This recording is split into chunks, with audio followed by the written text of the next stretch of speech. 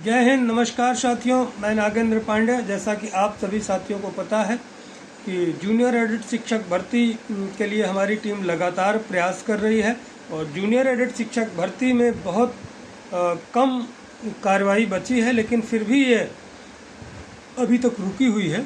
उसी संदर्भ में जैसा कि हमारे साथी अभी आकाश कुमार जी और हमारे अनुज श्री धर्मेंद्र यादव जी मिले थे माननीय सभापति विधान परिषद जी से, तो उनका जैसा निर्देश प्राप्त हुआ था उसी तरीके से कार्रवाई के लिए मैंने कल माननीय शिक्षक विधायक 6 बार से लगातार माननीय श्री राज बहादुर सिंह चंदेल जी से मेरी वार्ता हुई और उन्होंने पूरी तरीके से ऐसा आश्वासन दिया है कि ठीक है, मैं बिल्कुल माननीय सभापति जी को पत्र लिखूंगा। तो उनके संदर्भ में मेरी वार्ता हो गई है और पूरी सकारात्मक वार्ता हुई है। उन्होंने आश्वासन दिया है और वो हमेशा से कार्य करते हैं जैसा उनको बताया जाता है। आप लोगों ने देखा कि 2-2, 3-3 बार 4 बार करीब विधानसभा विधान परिषद में मुद्दा उठाया। उन्हीं के मुद्दे की वजह से माननीय सभापति जी को भी बोलना पड़ा।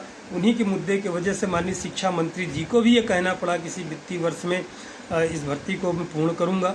हालांकि वो नहीं कर पाए, तो फिर आगे की कार्रवाई क्यों नहीं कर पाए, इसी प्रश्न को पूछने के लिए उन्होंने फिर सभापति जी को पत्र लिखने के लिए कहा है, जैसा कि निर्देश प्राप्त हुआ था सभापति जी के द्वारा।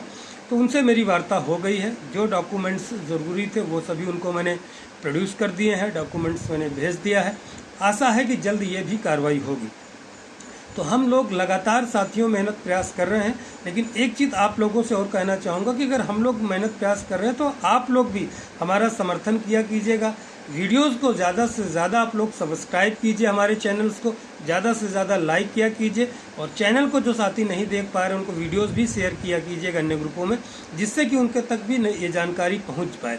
जैसे ये भर्ती होती है, नई भर्ती के लिए भी मैं और मेरी टीम प्रयास करेंगे कि जल्द से जल्द वो भर्ती आए। टीजीटी पीजीटी की परीक्षा आप जान रहे हैं अगले महीने होने वाली, उसमें भी जो साथी लगे हुए हैं, लगातार आप लोग मेहनत प्रयास करते रहिए। 5 मई को हमारे साथियों द्वारा निश्चित किया गया है कि लखनऊ SCRT में फिर से एक बार निवेदन कार्यक्रम रखा जाएगा और वहाँ पर निवेदन के लिए सब लोग इकट्ठे हों, जिससे अधिकारियों से ये पूछा जा सके कि सर हमारी भर्ती में क्या हुआ। तो सुधीर यादव जी जो है वहाँ उनके नेतृत्व में कार्य हो रहा है, तो आप सभी लोग समर्थन कीजिएगा, उनका ज़रूर जाइएगा। हमारे साथी कमलेश यादव जी हैं, राहुल यादव जी, और वहाँ बहुत सारे साथी आपको अभी मिलेंगे। तो उन सब चीज़ों का आप लोग बिल्कुल देखिए। बहुत से टीजीटी पीजीटी के साथी हैं, लेकिन 1-2 दिन आ सकते हैं, आपका मूड भी फ्रेश हो जाएगा। और भर्ती के बीच, तैयारी के बीच मुझे पता है कि आपके पेपर लगे हैं, लेकिन 1 दिन 2 दिन में कुछ नहीं हो जाएगा। उससे और पढ़ने की आपकी क्षमता भी ही बढ़ेगी, क्योंकि 1-2 दिन मूड रिफ्रेश हो जाएगा, थोड़ा सा तनाव कम होगा। बीटीसी के जो साथी हैं वो तो उनका एग्ज़ाम नहीं होगा, तो वो साथी बिल्कुल उपस्थित रह सकते हैं। तो आप सभी लोगों से यही निवेदन है कि आप लोग ज़रूर सहयोग करें साथियों का।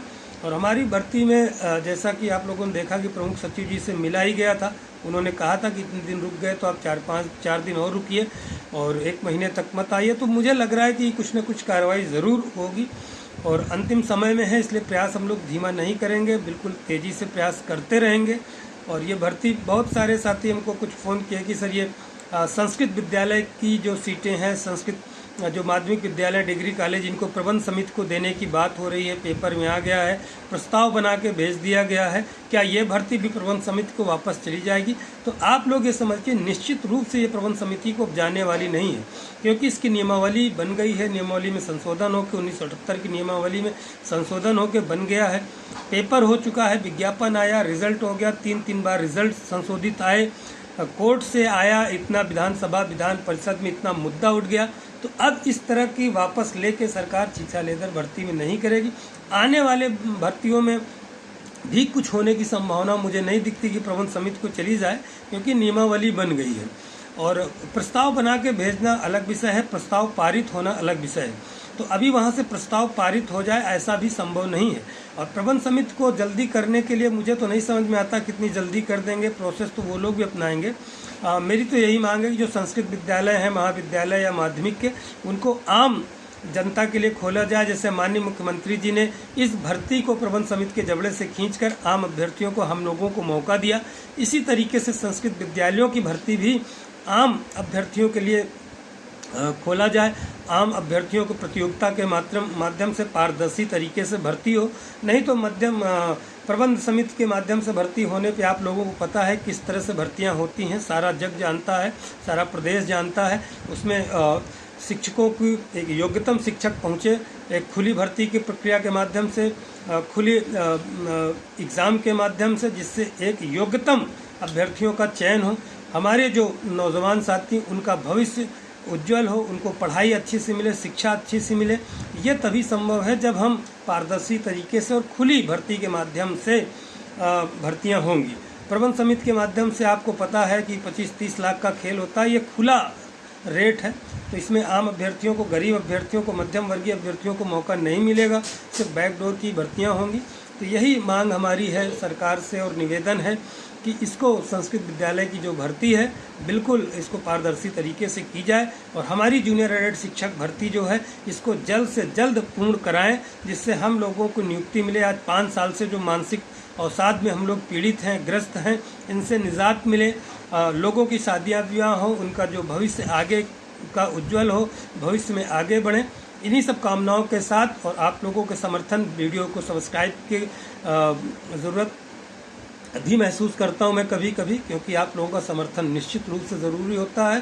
तो ठीक है साथियों, अगली वीडियो में फिर से नई जानकारी दूंगा। नमस्कार, जय हिंद, जय भारत।